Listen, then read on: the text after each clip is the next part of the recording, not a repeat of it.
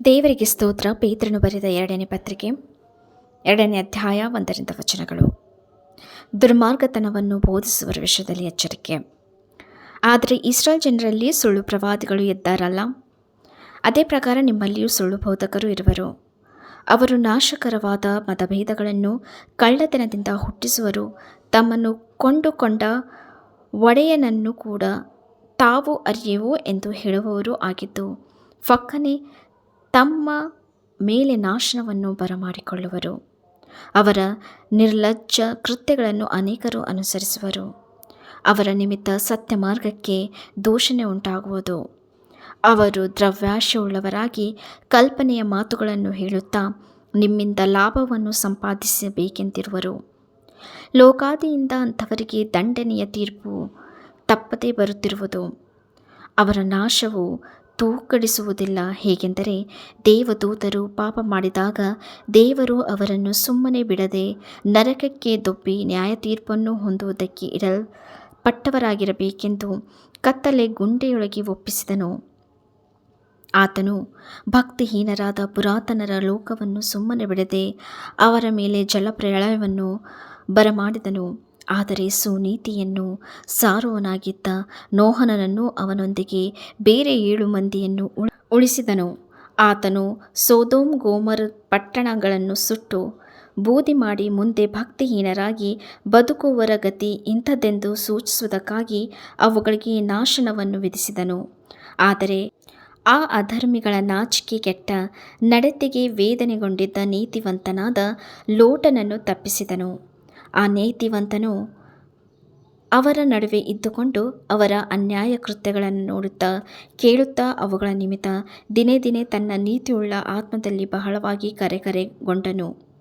ಕರ್ತನು ಭಕ್ತರನ್ನು ಕಷ್ಟಗಳೊಳಗಿಂದ ತಪ್ಪಿಸುವುದಕ್ಕೂ ದುರ್ಮಾರ್ಗಿಗಳನ್ನು ನ್ಯಾಯ ತೀರ್ಪಿನ ದಿನದ ತನಕ ಶಿಕ್ಷಾನುಭವದಲ್ಲಿ ಇಡುವುದಕ್ಕೂ ಬಲ್ಲವನಾಗಿದ್ದಾನೆ. ಮುಖ್ಯವಾಗಿ ಬಂಡುತನವನ್ನು ಆಶಿಸಿ ಶರೀರ ಭಾವಾನುಸಾರ ತಡೆದು ಪ್ರಭುತ್ವ ತಿರಸ್ಕಾರ ಮಾಡುವವರನ್ನು ಹೀಗೆ ಶಿಕ್ಷಿಸುವನು. ಇವರು ಯಾರಿಗೂ ಹೆದರದೆ ಸ್ವಚ್ಛಪರರಾಗಿದ್ದು ಮಹಾಪದವಿಯವರನ್ನು ನಿರ್ಭಯವಾಗಿ ದೂಷಿಸುತ್ತಾರೆ. ದೇವದೂತರು ಬಲದಲ್ಲಿಯೂ ಮಹತ್ವದಲ್ಲಿಯೂ ಶ್ರೇಷ್ಠರಾಗಿದ್ದರೂ ಕರ್ತನ ಮುಂದೆ ಮಹಾಪದವಿಯವರ ಮೇಲೆ ದೋಷಣ ಅಭಿಪ್ರಾಯವನ್ನು ಹೇಳುವುದಿಲ್ಲವಲ್ಲ. ಆದರೆ ಸ್ವಾಭಾವಿಕವಾಗಿ ಬೇಟೆಗೂ ಕೊಲೆಗೂ ಹುಟ್ಟಿರುವ ವಿವೇಕಶೂನ್ಯ ಪಶುಗಳಂತಿರುವ ಈ ದುರ್ಮಾರ್ಗಿಗಳು ತಮಗೆ ತಿಳಿಯದವುಗಳ ವಿಷಯವಾಗಿ ದೂಷಣೆ ಹೇಳುವವರಾಗಿದ್ದಾರೆ. ಇವರು ತಮ್ಮ ಕೆಟ್ಟತನದಿಂದ ತಾವೇ ಕೆಟ್ಟು ಹೋಗಿ ತಮ್ಮ ದುಷ್ಟ ವರ್ತನೆಗೆ ಸರಿಯಾದ ದುಷ್ಫಲವನ್ನು ಹೊಂದುವರು. ದುಂದುಗಾರಿಕೆಯಲ್ಲಿ ಹಗಲನ್ನು ಕಳೆಯುವುದೇ ಸುಖವೆಂದೆನಿಸುತ್ತಾರೆ. ಇವರು ನಿಮ್ಮ ಸಂಗಡ ಸೇರಿ ಔತಣ ಮಾಡುತ್ತಿರುವಾಗ ವಂಚಕರಾಗಿದ್ದು ಉಂಡು ಕುಡಿದು ಕಳಂಕಕ್ಕೂ ಅವಮಾನಕ್ಕೂ ಕಾರಣರಾಗಿದ್ದಾರೆ.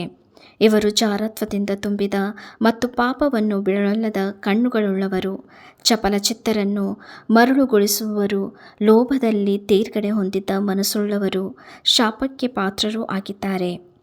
ಇವರು ನೀಟಾದ ಮಾರ್ಗವನ್ನು ಬಿಟ್ಟು ಬೇಯೋರನ ಮಗನಾದ ಬಿಳಾಮನ ಮಾರ್ಗವನ್ನು ಹಿಡಿದು ತಪ್ಪಿ ಹೋಗಿದ್ದಾರೆ. ಈ ಬಿಳಾಮನು ಅಧರ್ಮದಿಂದ ದೊರಕುವ ದ್ರವ್ಯವನ್ನು ಪ್ರೀತಿಸಿದನು, ಆದರೆ ಅವನ ಅಕ್ರಮಕ್ಕೆ ಖಂಡನೆಯಾಯಿತು. ಮೂಕ ಪಶುವು ಮನುಷ್ಯ ಸ್ವರದಿಂದ ಮಾತಾಡಿ ಆ ಪ್ರವಾದಿಯ ಹುಚ್ಚುತನಕ್ಕೆ ಅಡ್ಡಿ ಮಾಡಿತು. ಇವರು ನೀರಿಲ್ಲದ ಬಾವಿಗಳು, ಬಿರುಗಾಳಿಯಿಂದ ಬಡಿಸಿಕೊಂಡು ಹಾರಿ ಹೋಗುವ ಮಂಜು ಆಗಿದ್ದಾರೆ. ಇಂಥವರ ಪಾಲಿಗೆ ಕಾರ್ಗತ್ತಲೆ ಇಟ್ಟಿರುವುದು. ತಪ್ಪಾದ ಮಾರ್ಗದಲ್ಲಿ ನಡೆಯುವವರ ಸಹವಾಸದಿಂದ ಹೊಸದಾಗಿ ತಪ್ಪಿಸಿಕೊಂಡವರ ಸಂಗಡ ಇವರು ಹುರುಳಿಲ್ಲದ ದೊಡ್ಡ ದೊಡ್ಡ ಮಾತುಗಳನ್ನಾಡಿ ಬಂಡಾದ ದುರಾಸೆಗಳನ್ನು ಹುಟ್ಟಿಸಿ ಅವರನ್ನು ಮರುಳುಗೊಳಿಸುತ್ತಾರೆ. ಸ್ವಾತಂತ್ರ್ಯ ಕೊಡುತ್ತೇವೆಂದು ಅವರಿಗೆ ವಾಗ್ದಾನ ಮಾಡುತ್ತಾರೆ, ಆದರೆ ತಾವೇ ಕೆಟ್ಟತನದ ದಾಸತ್ವದೊಳಗೆ ಇದ್ದಾರೆ. ಒಬ್ಬನು ಯಾವುದಕ್ಕೆ ಸೋತು ಹೋಗಿರುವನೋ ಅದರ ದಾಸತ್ವದೊಳಗಿರುವವನಷ್ಟೇ. ಕರ್ತನೂ ರಕ್ಷಕನೂ ಆಗಿರುವ ಯೇಸು ಕ್ರಿಸ್ತನ ವಿಷಯವಾದ ಜ್ಞಾನ ಹೊಂದಿ ಲೋಕದ ಮಲಿನತ್ವಗಳಿಗೆ ತಪ್ಪಿಸಿಕೊಂಡವರು ತಿರುಗಿ ಅವುಗಳಲ್ಲಿ ಸಿಕ್ಕಿಕೊಂಡು ಸೋತು ಹೋದರೆ ಅವರ ಅಂತ್ಯಸ್ಥಿತಿಯು ಮೊದಲಿಗಿಂತ ಕೆಟ್ಟದಾಗಿದೆ. ಅವರು ನೀತಿ ಮಾರ್ಗವನ್ನು ತಿಳಿದು ತಮಗೆ ಕೊಡಲ್ಪಟ್ಟ ಪರಿಶುದ್ಧ ಆಜ್ಞೆಯಿಂದ ತೊಲಗಿ ಹೋಗುವುದಕ್ಕಿಂತ ಆ ಮಾರ್ಗವನ್ನು ತಿಳಿಯದಿದ್ದರೆ ಮೇಲಾಗಿತ್ತು. ನಾಯಿ ತಾನು ಕಕ್ಕಿದ್ದನ್ನು ನೆಕ್ಕುವುದಕ್ಕೆ ತಿರುಗಿಕೊಂಡಿತು ಮತ್ತು ತೊಳೆದ ಹಂದಿ ಕೆಸರಿನಲ್ಲಿ ಹೊರಳುವುದಕ್ಕೆ ಹೋಯಿತು ಎಂಬ ನಿಜವಾದ ಗಾದೆಗೆ ಸರಿಯಾಗಿ ನಡೆದಿದ್ದಾರೆ. ಈ ವಾಕ್ಯ ಭಾಗವು ಪೇತ್ರನು ಬರೆದ 2ನೇ ಪತ್ರಿಕೆ 2ನೇ ಅಧ್ಯಾಯ 1-22 ವಚನಗಳು.